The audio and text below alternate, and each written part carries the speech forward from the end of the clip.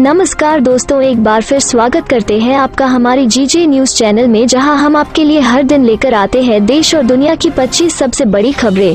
और दोस्तों, हर दिन की तरह आज भी देश से बड़ी बड़ी खबर निकल कर आ रही है जो आपके लिए जानना बेहद जरूरी है। तो इस वीडियो को शुरू से लेकर आखिर तक जरूर देखिएगा। तो आइए अब बिना देरी शुरू करते हैं आज की खबरों का सिलसिला और जानते हैं देश की 25 बड़ी खबरें सिर्फ 10 मिनट में। देश में पिछले 24 घंटों में मिले कोरोना के 1,86,364 से अधिक नए मामले और वही 3,660 मरीजों की मौत। मौसम विभाग की चेतावनी, इन राज्यों में भारी बारिश का अलर्ट। जी हां, चक्रवाती तूफान यास की वजह से मौसम ने ऐसी करवट ली है कि बंगाल से लेकर बिहार और यूपी तक पानी पानी हो गया है।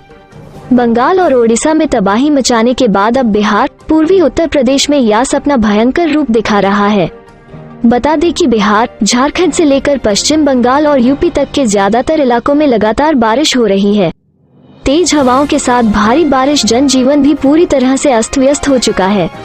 बिहार से सटे पूर्वी उत्तर प्रदेश में अगले 48 घंटों में भारी बारिश की चेतावनी जारी की गई है। बंद हुई 2000 के नोट की छपाई, अब चलन में है सिर्फ इतने नोट। जी हां, नोटबंदी के बाद बड़ी संख्या में जारी किए गए 2000 के नोट अब उतने चलन में नहीं रहे। इनकी संख्या में 9,120 लाख यानी 27% की कमी आई।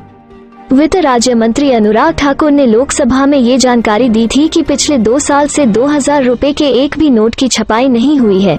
दरअसल अप्रैल 2019 के बाद से केंद्रीय बैंक ने 2000 का एक भी नोट नहीं छापा है, लेकिन केंद्रीय बैंक ने साफ किया है कि उसने इनकी छपाई बंद कर दी है। इसलिए बैंक शाखाओं तक 2000 के नए नोट नहीं पहुंच रहे और न ही लोगों को एटीएम से मिल रहे हैं।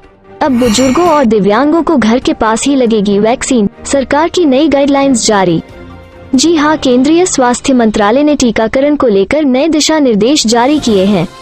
इसके तहत अभी तक वैक्सीन का पहला डोज प्राप्त नहीं करने वाले वरिष्ठ नागरिक अब घर के नजदीक ही टीका लगवा सकेंगे।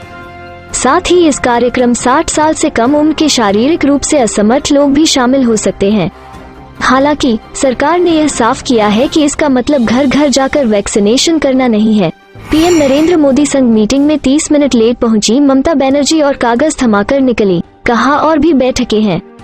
जी हां, पश्चिम बंगाल में चुनाव समाप्त हुए करीब 1 महीना गुजर गया है, लेकिन पीएम नरेंद्र मोदी से ममता बनर्जी की नाराजगी शायद अभी दूर नहीं हुई है। बता दें कि शुक्रवार को यास चक्रवात से हुए नुकसान को लेकर पीएम मोदी के साथ समीक्षा बैठक में ममता बनर्जी 30 मिनट की देरी से पहुंची। यही नहीं, राज्य के मुख्य सचिव भी देरी से पहुंचे। यही नहीं, मीटिंग में पहुंचकर ममता बनर्जी ने साइक्लोन से राज्य में हुए नुकसान से जुड़े कुछ दस्तावेज दिए और चली गयीं। सूत्रों के मुताबिक ममता बनर्जी का कहना था कि उन्हें कुछ मीटिंग्स में जाना है। ममता बनर्जी के इस रुख से केंद्र की सत्ताधारी पार्टी और टीएसपी के बीच एक बार फिर से टकराव बढ़ सकता है। पतंजलि को मिला इंडियन मेडिकल एसोसिएशन का नोटिस, आचार्य बालकृष्ण बोले करारा जवाब मिलेगा। जी हां, पतंजलि योग पीठ ने गुरुवार को पुष्टि की कि एलोपैथी चिकित्सा पद्धति पर टिप्पणी के संबंध में योग गुरु रामदेव से माफी की मांग को लेकर इंडियन मेडिकल एसोसिएशन की ओर से उसे एक मानहानि नोटिस मिला है। बता दें कि एक ईमेल के जवाब में पतंजलि योगपीठ के महासचिव आचार्य बालकृष्ण ने इसकी पुष्टि की और कहा, हम उन्हें उसी कानूनी रूप से करारा जवाब देंगे जैसा कि हम अपनी महान मातृभूमि और मानवता की सेवा करते हुए जिस तरह से सब कुछ करते हैं। राहुल गांधी बोले, हमने सरकार को सलाह दी लेकिन हमारा मजाक उड़ाया गया। जी हां, देश में कोरोना वायरस की दूसरी लहर से बिगड़ते हालात को लेकर कांग्रेस नेता राहुल गांधी ने शुक्रवार को केंद्र की मोदी सरकार पर गंभीर आरोप लगाए हैं। राहुल गांधी ने प्रेस कॉन्फ्रेंस में कहा, मैंने और बहुत सारे लोगों ने सरकार को कोरोना की दूसरी लहर को लेकर वार्निंग दी। कई बार हमने सरकार को सलाह भी दी लेकिन सरकार ने हमारा मजाक उड़ाया। अलीगढ़ में जहरीली शराब पीने से 7 लोगों की मौत, सीएम योगी ने आरोपियों पर एनएसए लगाने का दिया आदेश।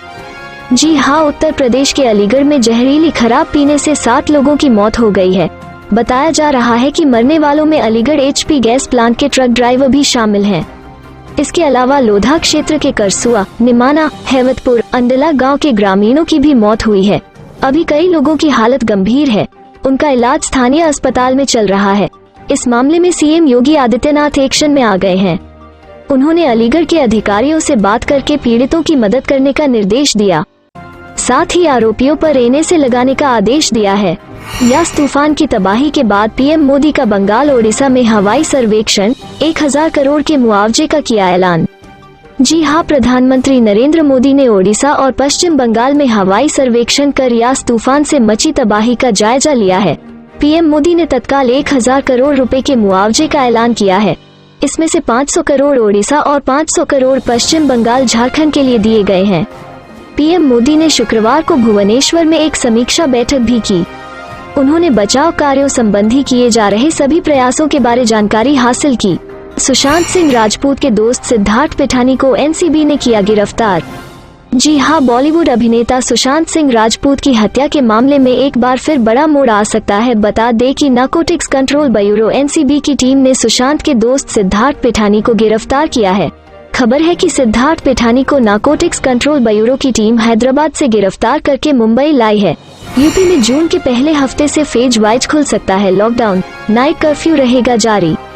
जी हां, कोरोना संकट के चलते यूपी में पिछले कई हफ्तों से तमाम पाबंदियां लगाई गईं। लेकिन अब कोरोना के कम होते केसों को देखते हुए लॉकडाउन में ढील देने की चर्चा शुरू हो गई है।